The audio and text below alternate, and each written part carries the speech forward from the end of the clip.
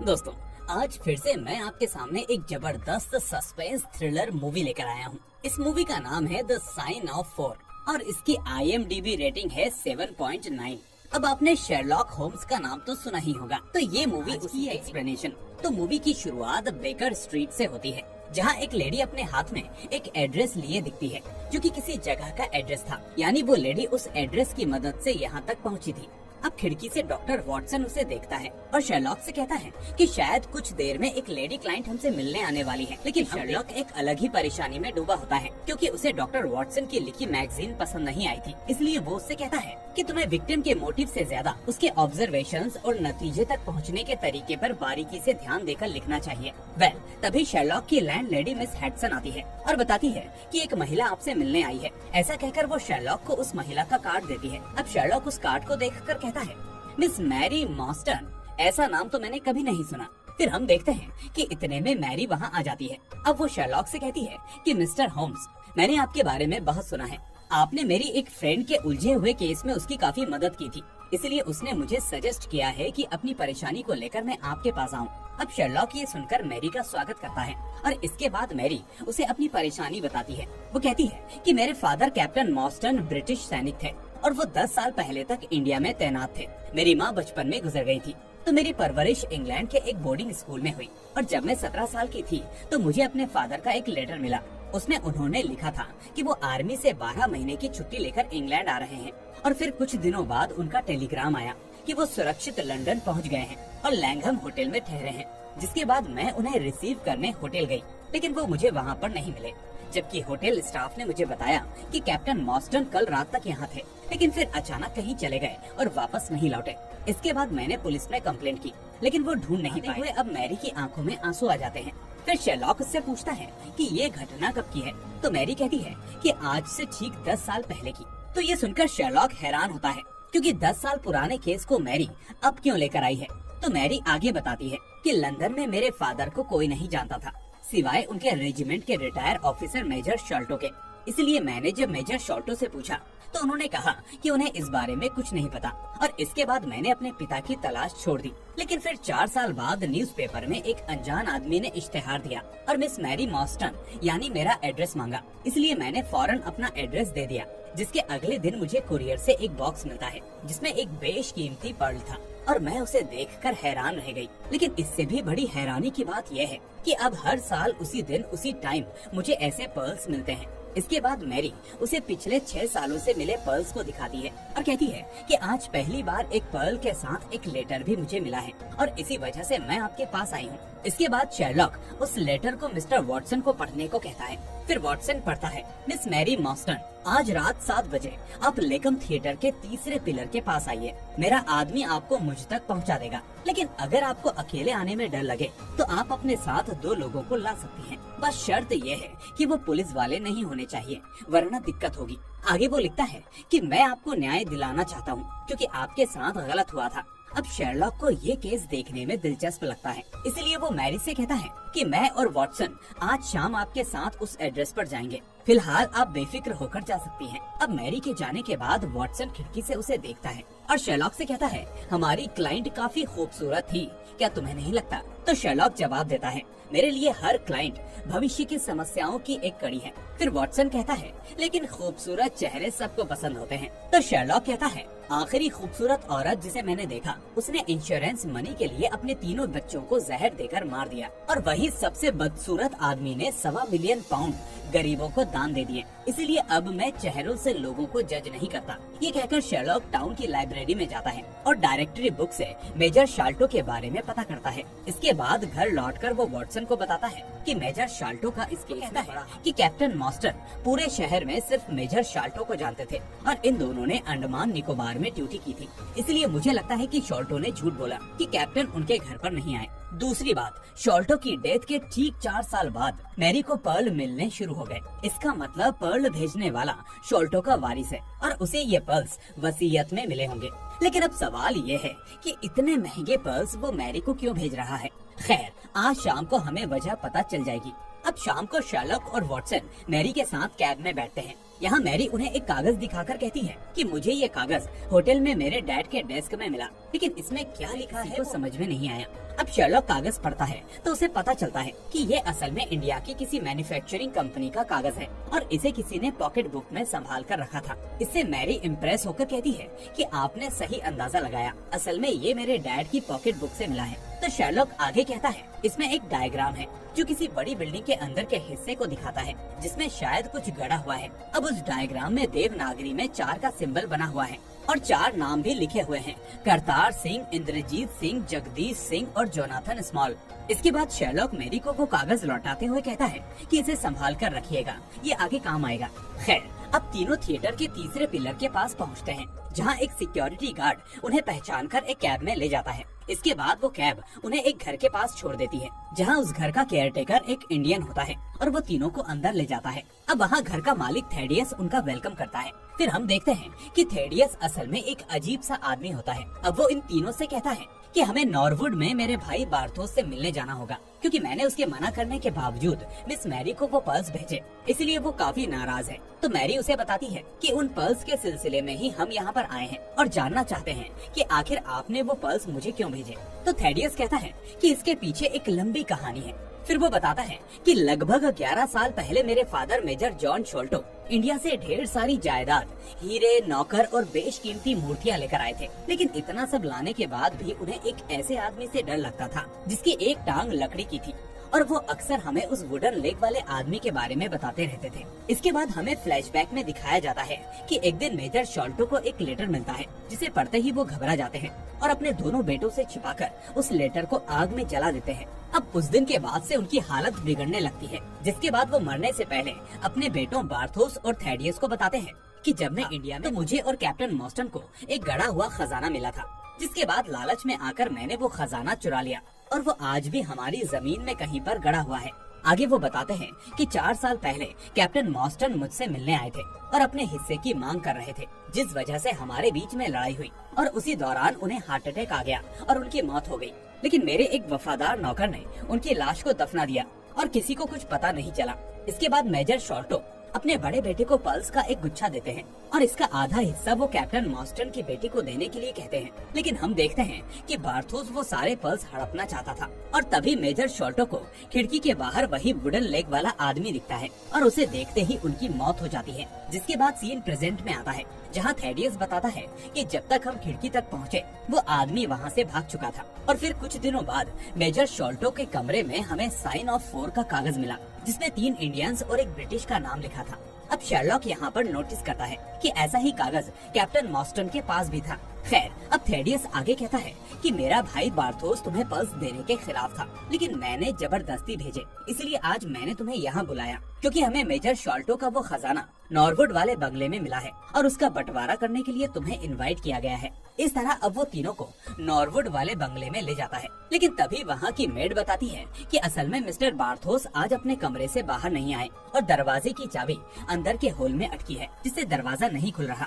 इसके बाद शर्लॉक फौरन बार्थोस के कमरे के पास जाता है और वहाँ से एक न्यूज़पेपर दरवाजे के नीचे खिसकाता है। इसके बाद वो की होल में हल्का सा दबाव देकर चाबी को न्यूज़पेपर पर गिरा देता है और फिर उस चाबी को हासिल करके दरवाजा खोल लेता है। और फिर जब ये लोग अंदर जाते हैं तो देखते हैं कि वो खजाना और बार्थोस की लाश स्टैच्यू की तरह अटकी हुई है। वहीं साथ में मेज पर साइन ऑफ 4 का कार्ड पड़ा होता है और ये सब देखकर थेडियस घबरा जाता है क्योंकि इतनी मुश्किलों से मिला खजाना भी अब चोरी हो चुका था। इसके बाद शर्लॉक थेडियस को बाहर भेज देता है कि तभी वॉटसन को एक कांटा मिलता है, जिसे देखकर शर्लॉक बताता है कि ये कांटा बहुत ही जहरीला है और इसी से उन लोगों ने बार्थोस की हत्या की होगी। तो वॉटसन पूछता है कि आखिर तुम्हें कैसे पता कि हत्यारा एक नहीं बल्कि कई थे। तो शर्लॉक कहता है कि कमरे की हालत से साफ पता चलता है कि यहाँ कई लोग थे, लेकिन सवाल ये है कि अंदर आए कैसे, जबकि दरवाजा तो बाहर से लॉक था।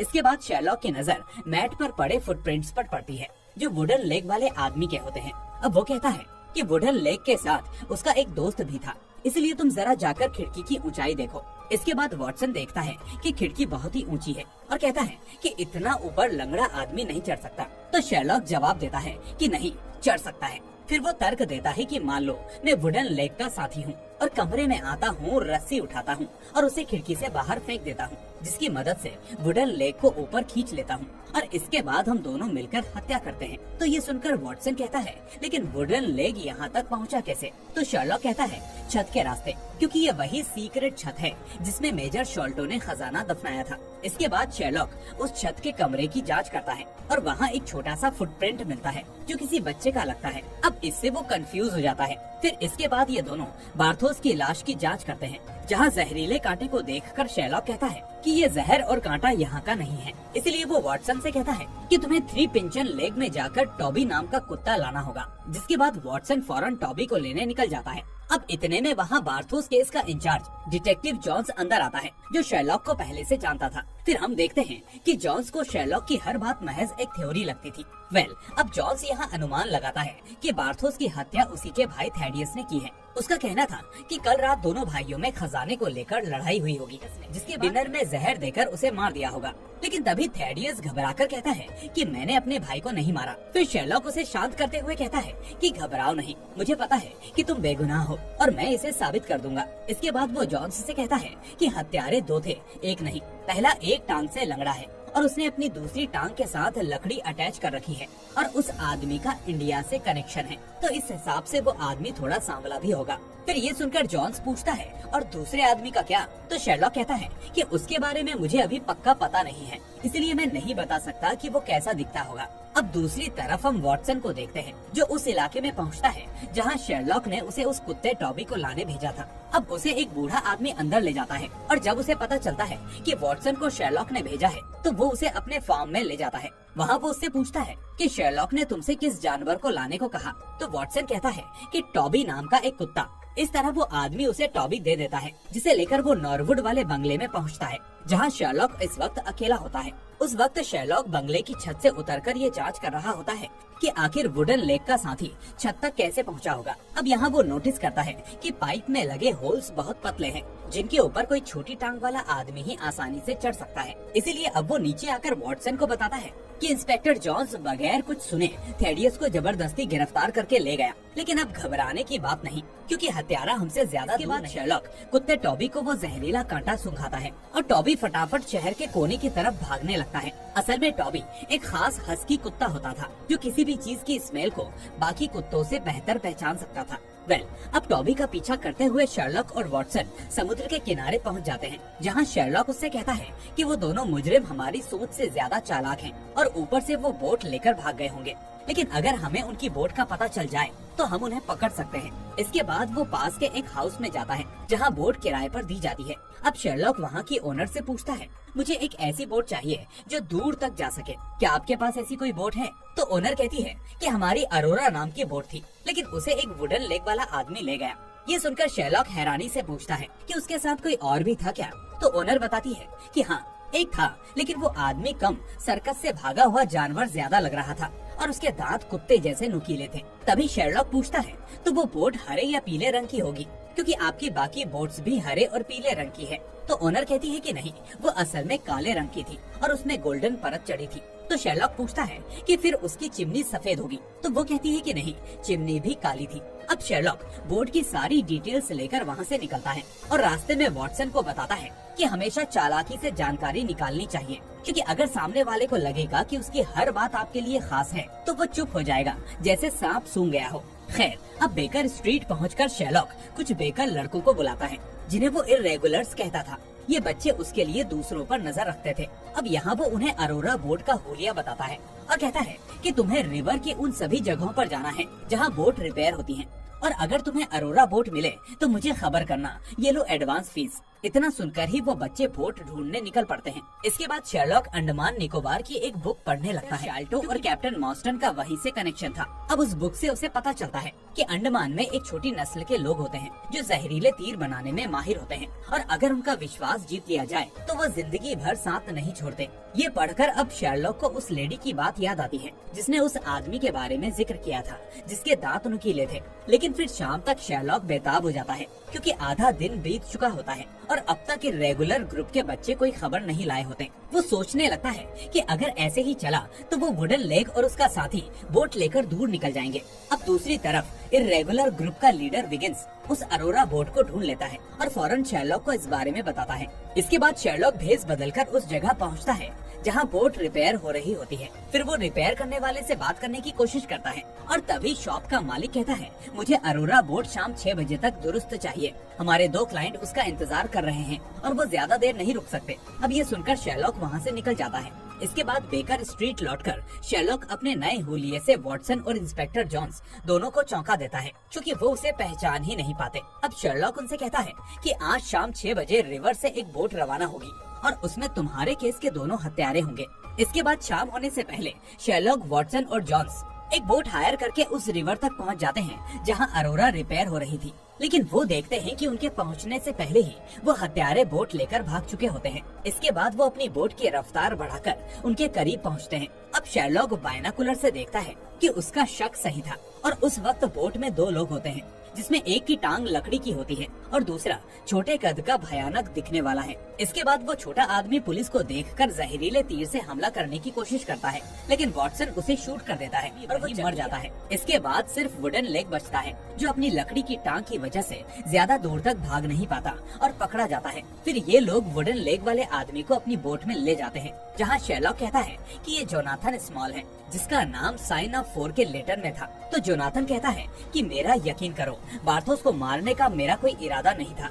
तो शेरलॉक कहता है कि मुझे पता है, उसे तुम्हारे साथी टोंगा ने खजाना ढूंढने के चक्कर में मारा है, जब तुम रस्सी से उसके कमरे में आए थे। तो जोनाथन हैरानी से कहता है कि हाँ, आपने सही कहा, क्या आप वहाँ पर हमें देख रहे थे? तो इंस्पेक्टर जॉन्स वहाँ आता है और जोनाथन से ट्रेजर बॉक्स की चाबी मांगता है। तो जोनाथन कहता है कि मैंने वो चाबी तो रिवर में फेंक दी। फिर ये सुनकर जॉन्स को गुस्सा आता है, जबकि शेरलॉक कहता है कि हमें बेकर स्ट्रीट पर जाकर बात करनी चाहिए और वहीं हम इस बॉक्स को भी खोल देंगे। इसके बाद सभी बेकर स्ट्रीट पर शेरलॉक के घर पहुंचते हैं, जहां मैरी मॉस्टन को भी बुलाया जाता है। अब मैरी को खजाने से ज्यादा सच जानने की इच्छा होती है। फिर जोनाथन वहां से अपनी कहानी शुरू से सुनाता है और बताता है कि मैं काफी समय से इंडिया में सैनिक था। एक दिन गंगा नदी में नहाते वक्त एक मगरमच्छ ने मेरा पैर खा लिया और तब से मैं एक टांग से लंगड़ा हूँ। फिर वो बताता है कि मेरे लंगड़ा होने के कुछ साल बाद 1857 में इंडियंस ने अंग्रेजों के खिलाफ बगावत शुरू कर दी और उसके बाद अंग्रेजों को ढूंढ ढूंढ कर मारा जाने लगा। फिर उससे हुआ ये कि ज्यादातर अंग्रेज अपनी जान बचाने के लिए आगरा शिफ्ट हो गए, क्योंकि वहाँ पर ब्रिटिशर्स का रूल था। इसलिए मैं भी बिना सोचे समझे किसी तरह आगरा तक पहुँच गया। अब चूंकि मैं एक रिटायर्ड सोल्जर था, इसलिए मुझे आगरा गेट पर चौकीदारी करने की नौकरी मिल गई। फिर वो बताता है कि उसी जगह पर मेरे साथ वहाँ 2 करतार सिंह और इंद्रजीत सिंह भी चौकीदारी करते थे। लेकिन एक दिन अचानक उन्होंने मुझे पकड़ लिया और मैं कुछ समझ नहीं पाया कि वो ऐसा क्यों कर रहे हैं। मुझे तो लगा कि वो बगावत के लिए ऐसा कर रहे हैं, क्योंकि पूरे भारत में सभी लोग अंग्रेजों के दुश्मन बन चुके थे। लेकिन फिर करतार सिंह ने उन्हें बताया कि इस जमीन में एक बेशकीमती खजाना दफन है और हम तीनों ही यहाँ पर तैनात हैं। इसलिए अगर तुम हमसे ब्रिटिश गवर्नमेंट को ना बताने का वादा करो तो इस खजाने का चौथा हिस्सा हम तुम्हें दे देंगे, वरना हम तुम्हें मारकर खजाना निकाल लेंगे। फिर मैंने पूछा कि चौथा हिस्सा? हम लोग तो सिर्फ 3 हैं। तो करतार सिंह ने कहा कि चौथा मेंबर मेरा भाई जगदीश सिंह है, इसलिए जल्दी फैसला करो। तो जान के डर में मैंने हाँ कर दिया। फिर वो बताता है कि बाद में हम लोगों से मिलने एक आदमी आता था, जो आगरा के राजा का खास था। उसका कहना था कि राजा को पता है कि ब्रिटिशर्स सब लूट लेंगे, इसलिए उसने अपने सारे खजाने जमीन में गाड़ दिए थे। अब उस आदमी को उन सारी जगहों का पता था, इसीलिए फिर मैं, करतार और इंद्रजीत उससे खजाने की जगह पूछ लेते हैं। लेकिन करतार को डर था कि वो आदमी बाद में ब्रिटिश गवर्नमेंट को सब बता देगा, इसलिए हमने उसे मारकर उसी खजाने वाली मिट्टी में दफना दिया और खजाना निकाल लिया। लेकिन हमें इस बीच ये अंदाजा नहीं था कि ये खजाना आगे कई लोगों की जान लेगा। तो शेरलॉक कहता है कि तुमने उसकी लाश मिट्टी में गाड़कर बड़ी गलती की, क्योंकि इंडिया की रेत में लाश ज्यादा देर तक छुपती नहीं। इससे हुआ ये होगा कि ब्रिटिश गवर्नमेंट को वो लाश मिल गई होगी और सजा के तौर पर तुम्हें अंडमान निकोबार की जेल में डाल दिया गया होगा। तो जोनाथन कहता है कि हाँ, ऐसा ही हुआ, लेकिन मुझे ये नहीं पता कि मेरे बाकी 3 साथियों का क्या हुआ, जबकि मुझे अंडमान की जेल में डाल दिया गया और वो जेल किसी नर्क जैसी थी, जहाँ मुझे मारा पीटा जाता था। लेकिन फिर एक दिन कैप्टन मॉस्टन ने मुझ पर दया दिखाई और मेजर शाल्टो उनके सबसे अच्छे दोस्त थे। इसके बाद मैंने उन दोनों पर नजर रखी, क्योंकि वो मुझे भरोसेमंद लगे और मैं सोचने लगा कि उनकी वजह से मैं यहाँ से निकल सकता हूँ।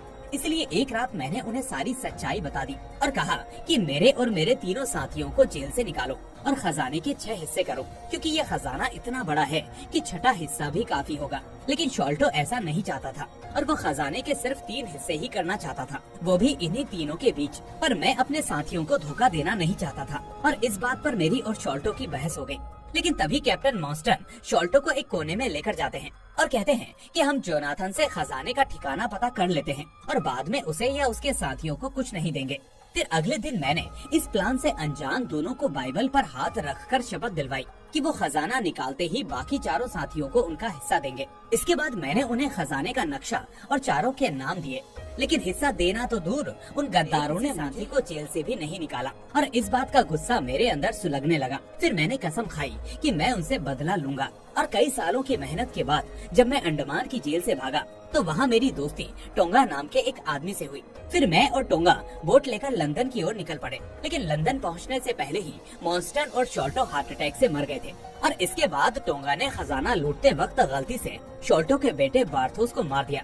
अब ये कहानी सुनकर शेरलॉक कहता है कि अब ये खजाना हमारे पास है और इसके बाद वो और वॉटसन अब बक्से को खोलते हैं, लेकिन वो खाली निकलता है। ये देखकर अब जोनाथन हंसने लगता है, जबकि सब उससे पूछते हैं कि खजाना कहाँ है। तो जोनाथन कहता है कि वो खजाना नहीं बल्कि एक श्राप था और उस श्राप ने मेरे तीनों साथियों का क्या किया मुझे आज तक नहीं पता। और उस खजाने की वजह से मेजर शाल्टो, कैप्टन मॉन्स्टन, बार्थोस और मेरा वफादार साथी टोंगा सब मारे गए।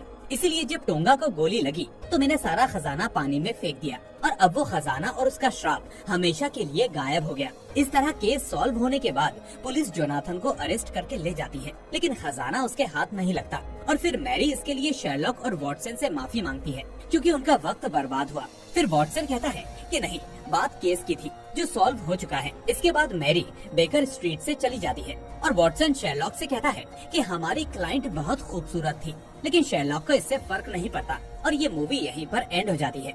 अब दोस्तों, मूवी और नॉवेल की एंडिंग में छोटा सा फर्क है, क्योंकि नॉवेल में वॉटसन लास्ट में मैरी को प्रपोज करता है और मैरी उसका प्रपोजल एक्सेप्ट कर लेती है, जिसके बाद वो दोनों शादी कर लेते हैं। लेकिन मूवी में ऐसा नहीं दिखाया जाता। अब दोस्तों, आपको ये मूवी कैसी लगी मुझे कमेंट करके जरूर बताइए। साथ ही इस वीडियो को लाइक करके अपने दोस्तों के साथ भी शेयर कर दीजिए। अगर आप नए हैं तो चैनल को सब्सक्राइब करके नोटिफिकेशन बेल को भी दबा दीजिए ताकि कोई भी वीडियो आपसे मिस ना हो। अब मैं मिलूंगा आपसे अगली ऐसी ही वीडियो में। Till then, take care and thanks for watching.